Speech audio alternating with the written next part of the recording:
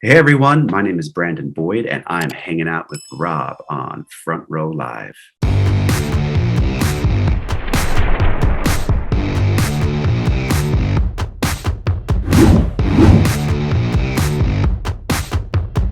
Brandon, what's up, man? It's so good to reunite with you. It's been a few years since the last time we got to talk about music, and I'm super excited about this new record that you have that's out now, Echoes and Cocoons. I'm in love with this record. It's so experimental. It's so different. I'm used to obviously like everything else that you've created, but this is like I feel like you put on a different pair of shoes this time around, and Mhm. just went on a different journey and brought us on a different journey. Uh, Mm, what for you personally, like what really inspired this new album for you, and was this something that has been trying to come out of you for some time? mm.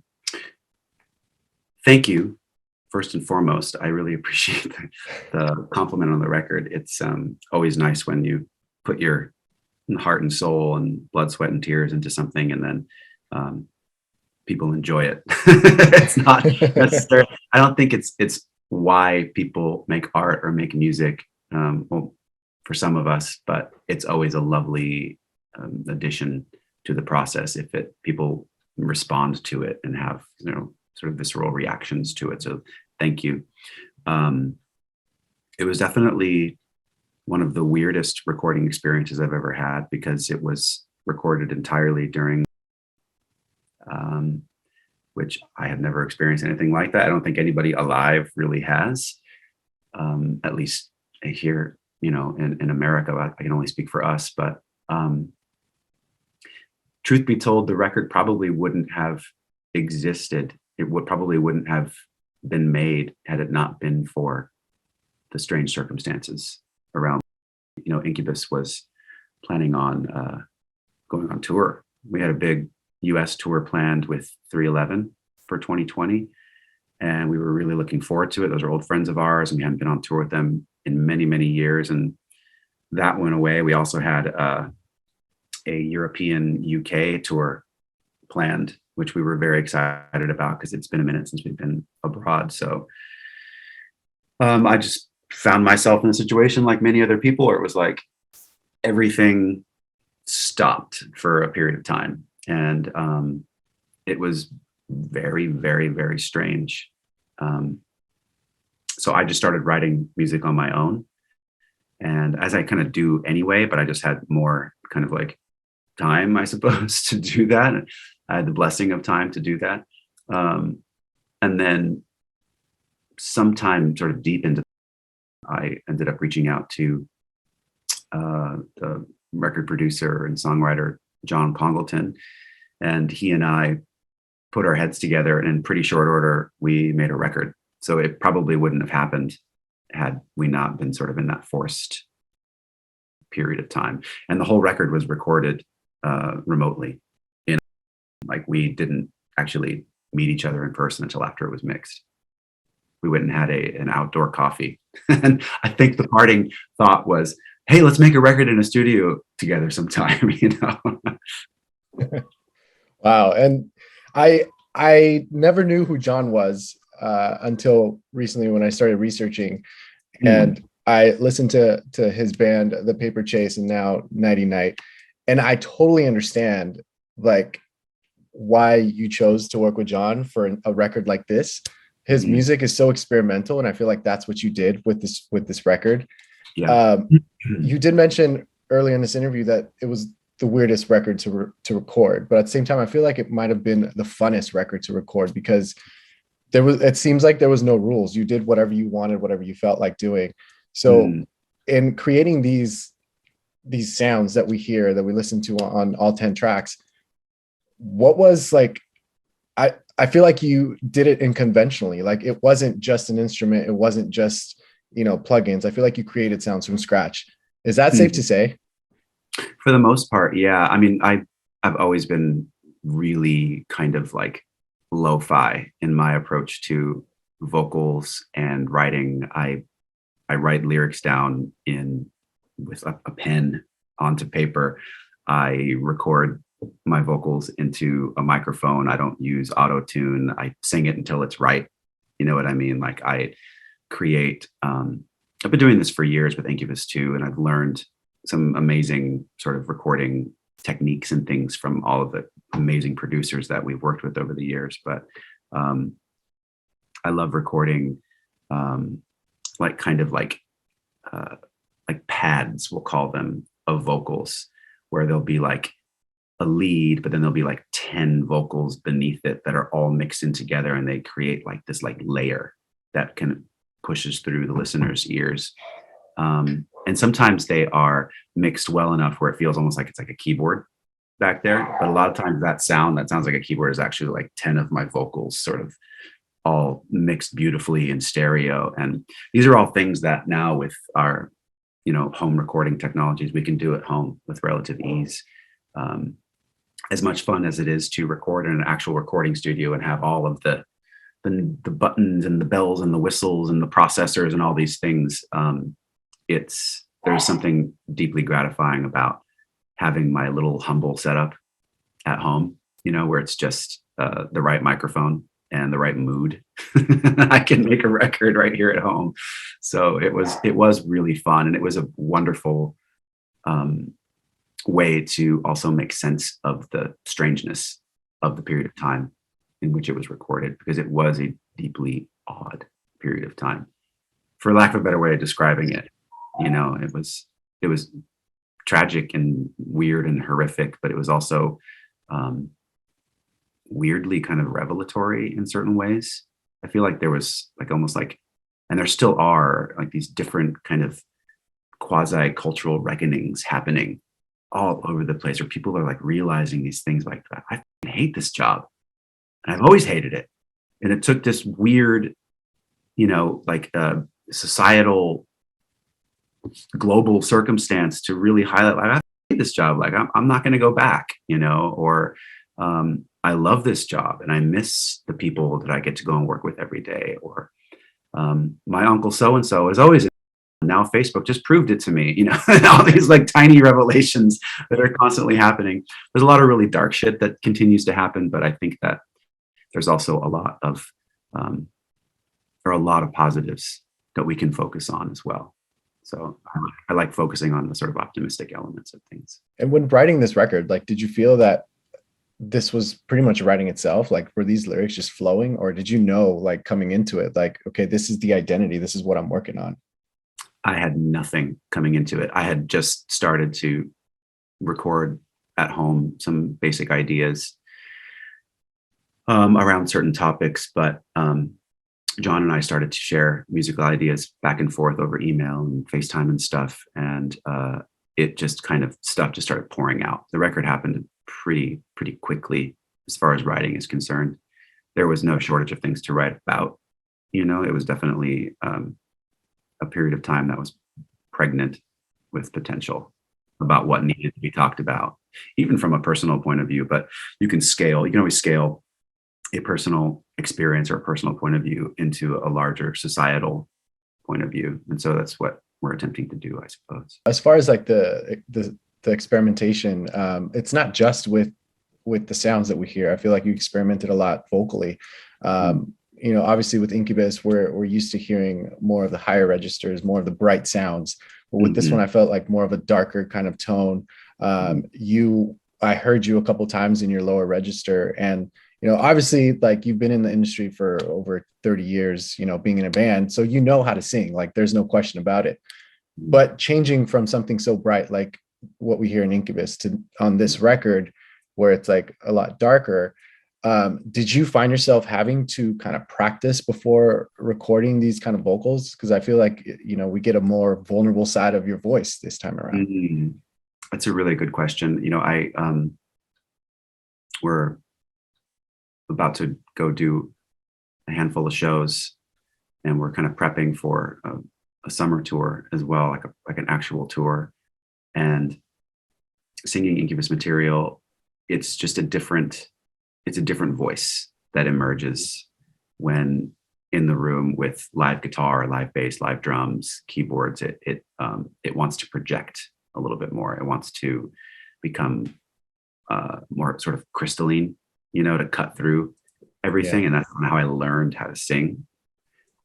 But when I'm at home, I usually am strumming on my old beat up guitar with strings that have literally never been changed in like 20 years. And I just continue to tune them and until they break. Like I'll just keep strumming on it. And it sounds super cool to me. And I sing in more of a conversational register when I'm home. So it ends up being like what the environment is demanding, I suppose. And when I'm home and recording by myself at home, the environment calls for more of a just a lower register, more of something more conversational, more introspective. And even though much of Incubus music is, in my opinion, if I could be so humble as to say, introspective, it calls on a different register in my voice, which I'm so happy to deliver. You know, it's nice now to have kind of like these different personalities that I can go and visit when they need to be visited. Did you find it harder to control this lower register? Mm-mm. If anything, it was a little bit easier. It's less like weightlifting and a little bit more like having a conversation. It's like you have to like train up to that kind of register, which I have in me. And it's when it works, it's really fun, but it takes some doing. We were joking about it just yesterday, how when we get together to play our songs for the first couple of days, it's a little bit like, how did we ever do this? Like how, what were we eating when we were like in our 20s and early 30s writing these songs? And then it takes like 3 days and then all of a sudden, oh, there it is. You know what I mean? So. Since you kind of mentioned that, in the last time we spoke, which was about the time you released 8, this was at that Zed concert in downtown LA. I had asked you about, or I had asked the band how, like, what it was like to get back into the studio together, you know, after not being in the studio for so long. And this ended up being an animation. But you mentioned, or you said that it felt like riding lightning. That was the experience that you had. That was the experience that you had. Funny. That was amazing. They got my moles in there too. But did you find yourself experiencing this with John? Did you ever have a moment during this production where you felt like you were riding lightning with any of these tracks that you wrote? Mm-hmm. Yeah, that's how you know you're doing it right. When you feel like there's a it's not like someone's lighting a fire under your ass. It's like fire exists either in the seat or in your ass. I'm not sure what it is. Maybe I should go to the doctor. I don't know. Like when you know you're doing it right, when you have a sort of a visceral, emotional response in your body. There's something that you know you're doing it right when the thing that you made together makes the hair on your arm stand up, or gives you that little chill down your spine, or even sometimes evokes like an emotional response in you. And I feel like that is, you know, the old saying, like, I feel like it's something that's kind of almost overused in entertainment. You know, they say like, if you're having fun, the audience is having fun, that kind of thing. There is something to it. Like when we're having fun as a band on stage performing, without a doubt, the vast majority of the people in the audience are also having a good time. So I have to assume that it applies as well. Like if it's evoking some kind of emotional response or visceral response in me, that where the hair on my skin literally stands up, there must be something to it that is maybe universal on a good day. That's what we hope, at least. That's not why we do it. I can only speak for myself. I don't make music for our audience. I make music out of an overwhelming impulse, an overwhelming desire to express something and to be in that creative process, because it teaches you about yourself. It helps you make sense of the world and the way that you're living in it, right? It is the ultimate kind of like icing and then the cherry on top of the cake if you share it and people are like, I had the same experience. This is awesome. This is an amazing form of like communication that to me sort of transcends language. You're describing experiences that are unique to you, and then you share it, and then someone who you've never met in a different part of the world, might not even speak the same language, like, I had the same experience. That's an amazing thing, and to me that's it's like it's miraculous as far as I'm concerned. So that's one of the reasons I love doing it. At the same time with this record, like I get this, like when we listen to Incubus, we know it's Incubus. When we listen to other bands, we know it's another band. When we listen to this record, it feels like you're just releasing whatever you feel like releasing. Like I mentioned earlier, it's like there's no specific genre. It's just like experimenting from track 1 to 10. But at the same time, it still sounds like a cohesive body of work. Is that a challenge to do something like this and finalize it and say, okay, these are the 10 tracks that I'm going to use, instead of like, oh, only 2 of these sound alike? You know, I'm definitely in a sort of continual process with music. I'm constantly writing and recording things. Like I said earlier, it's sort of one of the ways with which I sort of make sense of the world and my experience in it. But when we're writing records, whether it's Incubus or solo stuff, like I did here with John, we don't write like 30 songs and then pick the best ones. Like there might be 30 ideas, 40 ideas floating around in the ether, and then we work with what's there, and then we hyper focus on 10 to 12 of them, and then that's sort of the album, and then we sort of curate it like a playlist, like which one feels like it should be first, which one's definitely last, and then everything in between. So it's a little bit like you're curating a story. So yeah, it's a hard question to answer definitively, because creative process is a very, it can be confusing. It's as if you're wandering around in a dimly lit room and looking for things that you might need, and maybe you have like a flashlight that's running out of batteries. So there's a lot of like this happening. Oh, I found something. Look, this is amazing. Let's keep this. And, and then as you go through it, like your eyes start to adjust, and, they dilate more and more and more and more light comes in. And then eventually the room is very brightly lit. And you're like, oh, it's a room and we've decorated it, A great way to put it. That's the caffeine talking, by the way. Well, at the same time, I mean, you have these kinds of like your lyrics, listening to Diamond, Better Universe. One of the lyrics that like pops in the most is, did you read the book or did you just watch the movie? And I probably butchered the lyric a little bit, but I was close. Close enough. Yeah, thank you. But when you write like this particular lyric, this one sticks out. You listen to the whole song, but this one sticks out like a sore thumb. And it's, you have your meaning to it. I have my meaning to it. But what really inspires lyrics like this? Like, are you in the moment and they just pop out and you're like, whoa, that's a great idea? Or like, do you actively search for things to write like this? It's a little bit of both, actually. When you're writing, and I have to assume it's when you're painting or when you're writing a film or a TV show, or it's a little bit like, and this goes back to the idea of the creative process being a little bit nebulous, and in that kind of darkened room is that one of the wonderful things about it is that there really aren't rules. You know what I mean? Like you can,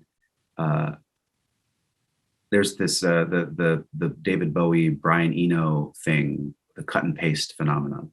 I've never done it myself, but to me, I really would like to try it at some point, where they like will type out a bunch of stuff and they'll go in with literal scissors and cut out phrases and words and then mesh them all up on a table and arrange them like a puzzle. And then that's the song lyric. It's like, that's a way you could do it. The way that I most consistently write lyrics is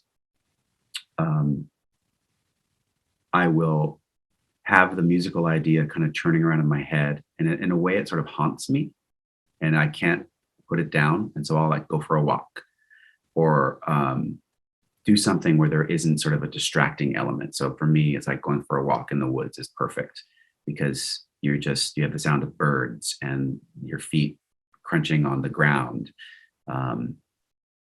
or a disparate voice in the background or something like that. And then I'll let the sort of the center of the idea come forward. It's a word or maybe a phrase. And then what will happen if you give it enough space, stuff just sort of cascades. And a lot of it's nonsense, just blah, blah, blah, blah, blah, blah, blah, blah, blah. But to me, it's not really the point to edit it yet. You just let the cascade happen. You let that kind of avalanche take place.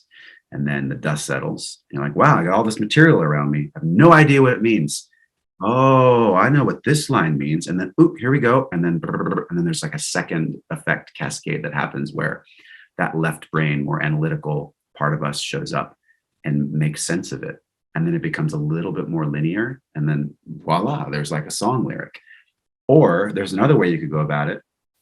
A melody will just sort of show up in the shower or while you're driving.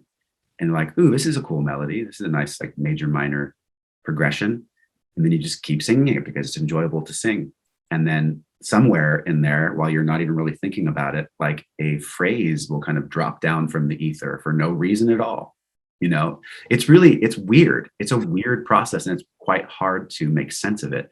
So I think just for me, I stopped trying to make sense of it. And I just sort of, you just leave the door open and see what comes through. And what comes through is a lot of unconscious material that probably needs to be looked at. You know what I mean? Like, to me, that's one of the amazing things about art and the potential of art is that it is a group of people internationally and historically who have decided to give space to that unconscious material. It comes forward. And a lot of it can be applied to like culture or the psychology of a culture or the psychology of a society or maybe the nascent spirituality of a culture. You know, there's all these different things. It's just brimming with potential. And so it's continually fascinating and exciting to me to even have like one tiny little small corner of that experience is worth pursuing. It feels like it's a lifetime when you're like explaining this process. Like it feels like so much goes on before you actually get to that one lyric that we get to listen to. Yeah. in saying that, during these 10 tracks, which one do you feel the most challenged? Like which song challenged you the most, whether it was the writing process or the actual production process? That's a good question. I don't know. This record really, like, it happened really quickly.